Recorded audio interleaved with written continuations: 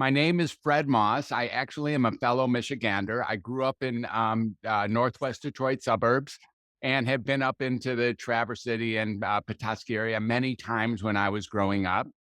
It is a true honor to be with you today. I'm a physician. I've been in mental health for 40 years. My first job, in fact, was in Pontiac, Michigan at Fairlawn Center. We'll talk a little bit more about that as well. My conversation has shifted over time. You're not your average psychiatrist, and I think you'll hear that soon. Who I am is really a stand for communication and connection. And who I am is a stand for us stepping into our true voice right now. I live with my beautiful wife, Alexandra, here in Grass Valley, California. And we like to say that we are collectively owned by our homeschool teachers, our three cats, Desposito, Winston, and Valentino. It's an honor and pleasure to be with you here today. And we'll get started right now. Because in the next 20 minutes, what we're going to discover, what we're going to discuss are things about ourselves that hold us back from being heard for who we really are. So, the question I want to ask you is, where in your world are you not being heard for who you really are? And if we were able to just address that during this talk, just really point out where are you not being heard and point that out, like really shine a light on it, that would be a lot to do in 20 minutes. But we're going to do even more than that. We're going to learn how to, you single handedly can take very real steps starting today that alter how you're heard, that actually transform how the people around you see you and give you a better grip, a more complete grip into communicating with others that which really matters to you. As I've already said, I've been a doctor for over 30 years, and I'm going to help you with this without using some of those well known doctor phrases, such as it'll only hurt for a minute, or maybe another one like, take two of these and call me in the morning. I'm not going to be able to do that today. We're going to try to keep this painless, but we're taking on a topic that is really, really important. So, where is it that you want to be heard more than you're being heard? Is it in the workplace where maybe your voice isn't really resonating as well as you should? Or maybe your children aren't listening to you, or your spouse or significant other relationship could improve in that area. Maybe you want a new job, or just maybe you want the corner office, or your boss isn't listening to you, or the community, you're not actually getting your words out. Maybe right here in the Rotary Club, there's some people who don't know you for who you really are, and maybe you're not speaking your truth as openly and honestly as you wish you were. In this talk, I want to just affirm for you that I have your back. The greatest threat in the entire world today, well, it isn't what you think. No, it's actually not a virus, and it's not even climate change. It's not racism. It's not sex trafficking. It's not even war. Now, ultimately, I want you to get that I'm not diminishing the power of these earth threatening, human threatening conditions, calamitous possibilities that are waiting for us here. Each and every one is extraordinary and super large and challenging. But I see it that the greatest threat in our world today is something different. It is indeed that we collectively have now begun to give up our capacity to speak our authentic message, to speak our true voice into the world. Why do I think that that's the greatest threat? Because each and every item that I named earlier, and all the items that you battle in your world, in order to be dealt with, are going to require, and actually mandate you speaking your true voice to another. Authentically communicating is the only way we're going to get past any of these. And if we can't do that, well, the future, frankly, looks a little bit grim in several different areas. You see, if you don't speak your voice, no one will ever hear you. And if you don't speak your true voice, no one will ever know you. Now, if you don't speak your true voice, you certainly can be hearded, but that isn't what we really want. What we want to do is be heard because ultimately our true voice is what's going to end all wars inside and out. Henry David Thoreau said this: the mass of men live lives of quiet desperation and then go to their graves with their song still in them. It's really a great tragedy because what we really want more than anything is to be heard, respected, loved, connected with. And if that's really what we want on the earth, if that's really what we want in our short existence here, why is it that it's so difficult to speak our true voice? What has happened that we now are hesitant to actually share our real thoughts, our real feelings, our real emotions, dreams, and concerns with other people? Now, I would throw this out into the room typically if we were there physically, but I really want you to ask that question. What is stopping us? If anyone wants to suggest an answer, I probably can hear it. What stops us from speaking our true voice? All right, I didn't hear anything, so let me just proceed. I'm going to assume that some of you think that what stopped us is fear. Fear of being ostracized, fear of being misunderstood, fear of having our heart broken, of being censored, of being canceled, of being thrown off the island. Or maybe even a greater fear that what we have to say isn't going to be heard or wouldn't make a difference, or even worse, would make things worse. So, how can we learn to get this true voice into the room and not only get it into the room, but be applauded for it? That's what today's talk is about. If you could walk away from this meeting with a new capacity to actually deliver your true voice into the world, I believe that would make this talk completely valuable. And that is my overriding intention. My name is Dr. Fred. Yes, I am. I was born in Detroit. I was born in Detroit at Sinai Hospital 64 years ago on March 1st. And I've had a full time job since that very first second. You see, my family, which included my two brothers, 10 and 14 years my senior, were in great disarray and chaos, as I'm told. And they were counting on little Freddie, to bring joy and connection to a family that had been in disarray. So, my job when I arrived was to do exactly that: bring forth a new sense of communication, a new sense of connection, a new sense of love and joy. And that's what I've been doing since I've arrived. I probably did a pretty good job with that over the first couple years. Bundle of joy, they used to say, until my brothers got a little bit more irritated with me. And I assume that's a whole different discussion. But one thing my brothers and my parents set up for me is they created a fairly precocious upbringing, meaning I knew a lot about a lot even when I entered kindergarten. You see, I knew how to read a little bit, and I knew how to write, and I knew how to do simple math. So when I entered kindergarten, I was kind of surprised that my peers didn't know anything like that. And they were just kind of throwing blocks and picking their nose and waiting for the afternoon nap. And I wanted to read Henry Huggins. Now, the truth is, I was also throwing blocks and picking my nose and waiting for my afternoon nap. But nevertheless, I wanted to read, I wanted to write, and I wanted to learn mathematics. So I really also had known that I really loved communication.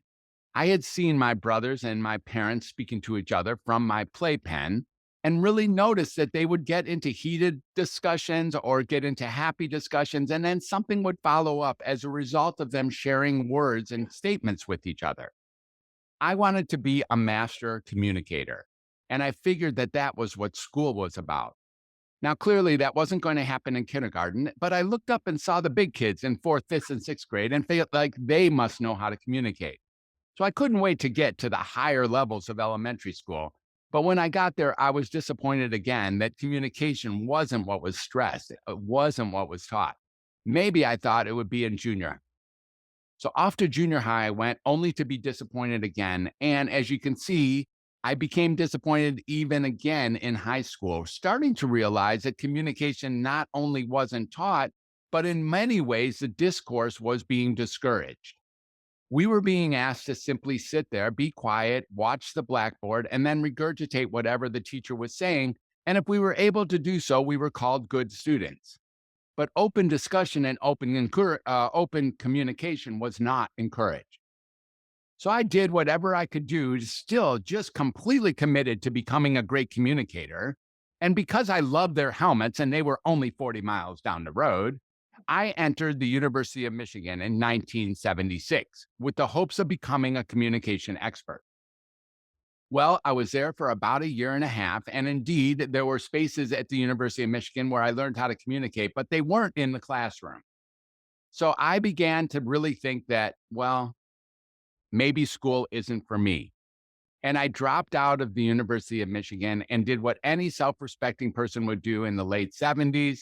I boarded a Greyhound bus and took it all the way to Berkeley, California now, where I could actually find myself.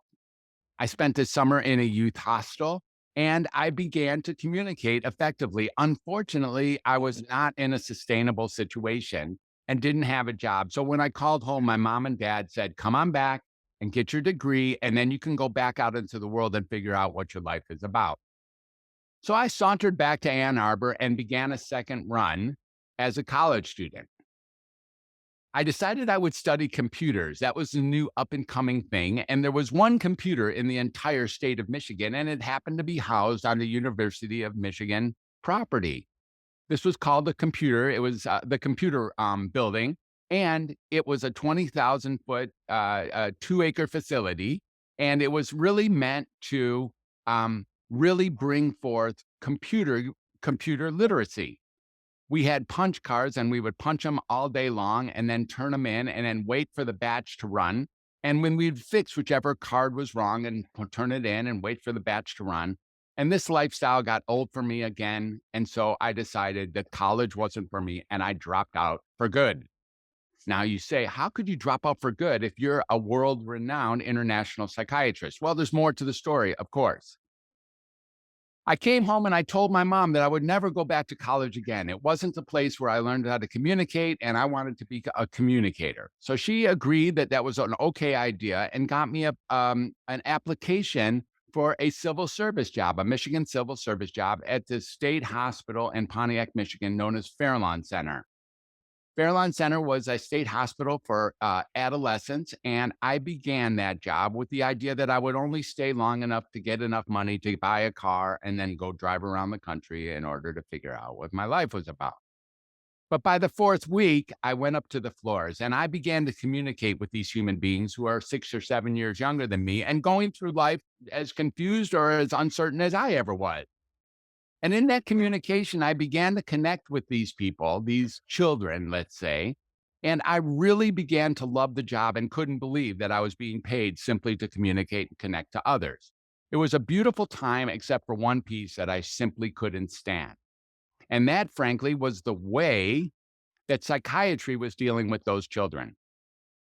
You see, we would call the psychiatrist, and Timmy would be up too late, or Johnny and Jimmy would have gotten into a fight. And the psychiatrist would come down from his call room and interview Jimmy for maybe 3 seconds, and then interview us for 7 seconds, walk into the nursing station with his weapon that looked a little bit like this.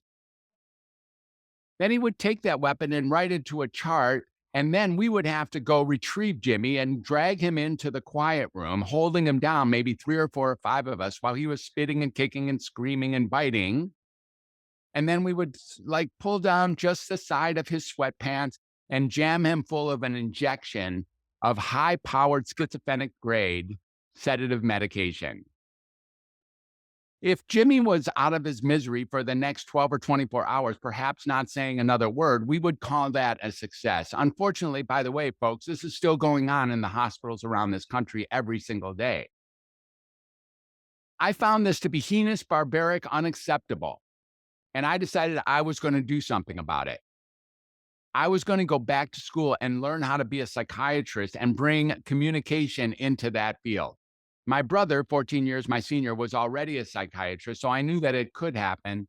And off to school I went again, this time enrolling in the Wayne State University.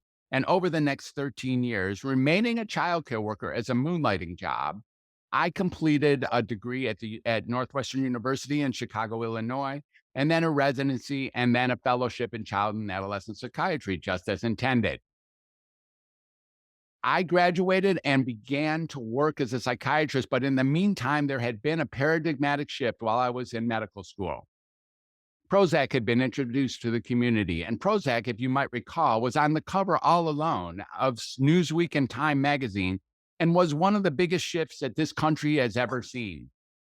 Over the next 12 years, Prozac was the number one most prescribed drug by all specialties included around the world. And there was even talk that it should be put into the water system of the big cities. It was thought to be a panacea. And from here, biological psychiatry, or the notion that if you were uncomfortable, you must have a chemical imbalance, was brought to bear. So all of a sudden, I went into medicine or psychiatry so that I wouldn't have to prescribe medicine. But as a psychiatrist, I was typecast to do exactly that. Not only was I diagnosing people with things that I wasn't sure that they had, but I was also writing orders to give them medication. And over the next 30 years, I wrote over 100,000 prescriptions for over 40,000 patients.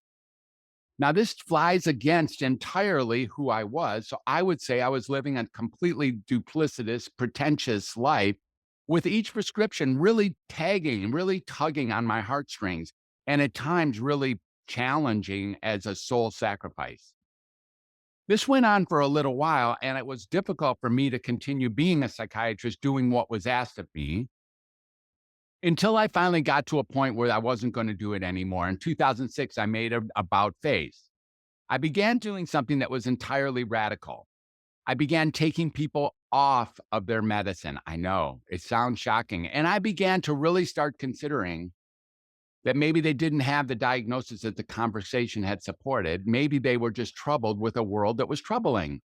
Or maybe they had actual justification for being exactly who they are and could be adjusted in ways to have joy brought back into their life. I call that my true voice moment because what happened is, as I did this, people actually started to heal. When I took people off of medicine, they got better reliably. And when I took them off their diagnosis, they got better again reliably. Well, I call this my true voice moment because it was in 2006 where I stopped being just a doctor and started being the healer that I came here to be. Over the next several years, this is what I have been manifesting. So I ask you now, where in your life are you still being sort of like a doctor rather than a healer? In other words, doing what's told for you to do rather than what you know would be a great contribution to the world around us.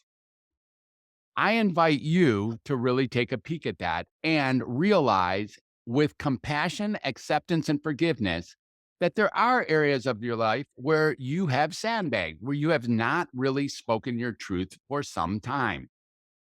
Be accepting of that. We learned when we were young that not being ourselves pays dividends. If I scream a little louder, maybe I get a bigger lollipop. Or if I blame things on my sister, which I did sometimes, my younger sister, then she could get in trouble and I wouldn't have to. The crack in the cement got bigger over time and we never really went back to repair it. Today is a day that we can do some repair, and that's the good news. I'm going to go over a couple simple principles. Number one, pretending to be somebody else than yourself in order to protect yourself is ineffective and illegitimate. Number two, being authentic absolutely trumps being authentic absolutely trumps whatever it is that you say. The content is not nearly as important as saying something from your heart. And number three, there are many ways to voice yourself. Self-expression comes in multiple ways beyond voice, such as art, music, dancing, singing, drama, cooking, writing, and gardening. And I invite you to explore those as ways to self-express yourself. It's going to take a conversation with more than you. A conversation with one person isn't a conversation.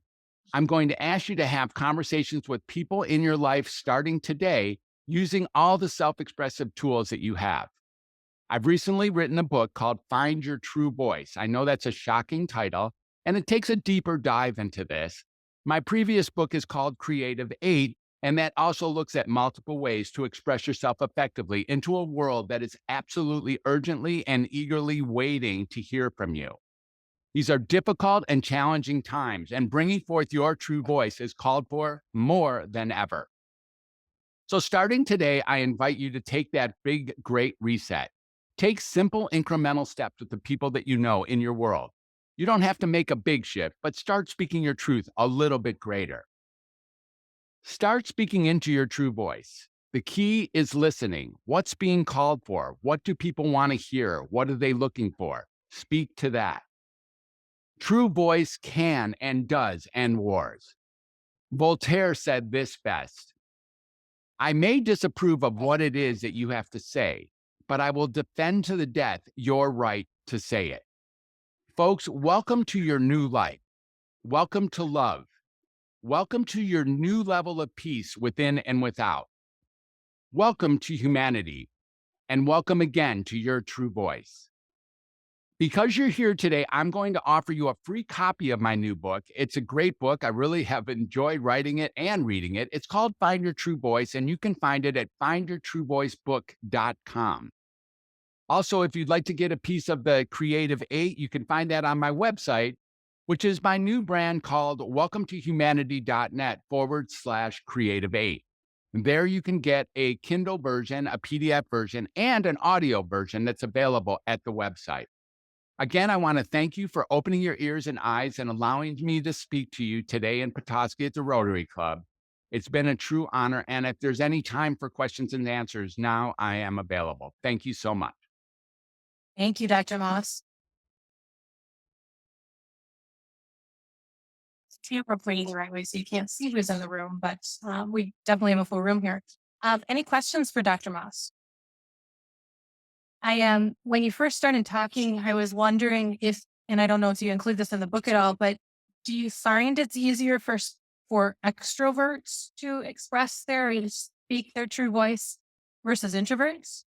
Well, I'll tell you what, we do cover it in a book, and here's the deal. Sometimes silence is the best way to express one's true voice. So true voice comes in so many different colors. The next phase of this is like the silent pathway to a loud true voice. Meaning voice isn't only what comes from my mouth. It's how I say what I say. It's in my nonverbal communication. It's in what's really being called for. One thing that I think is really clear is that introverts and extroverts share one thing, and that is that they want to be known, heard, and loved for who they are and who they're not. And with that, there's an opportunity to create an authentic relationship with anyone, which opens the gates for them to be authentic back with us. And from there, real opportunity arises. Thank you. You're welcome. I'm not quite sure I know what this silence thing is you speak of. Well, I'm not sometimes known for that. yeah, sometimes really just being silent, listening, and not saying anything says millions. You really can be there without having to actually speak content, and it is absolutely a form of direct and honest communication. Perfect. Thank you very much. Any other questions from the room? We appreciate your time today, Dr. Moss. Thanks for joining us. I hope it's warmer in California than it is here. It's pretty nice weather today. I don't know if Kimberly got you an evaluation form. I want to just say that, again, the book is available and my website is available. If anyone wants to talk further, I would be pleased to do that. And I'm also open to give this talk to anyone, as these are the times where we need to address so many different issues in this world, and bringing forth our true voice couldn't be called for more than it is right now. Certainly. We'll definitely have some information in our newsletter. I'm sure Sharon has some information that we can share out that Kim got us. So thank you very much for your time today. Thank you. Thank you for having me. Thank you, Petoskey Rotary Club, and I appreciate you very much. Absolutely.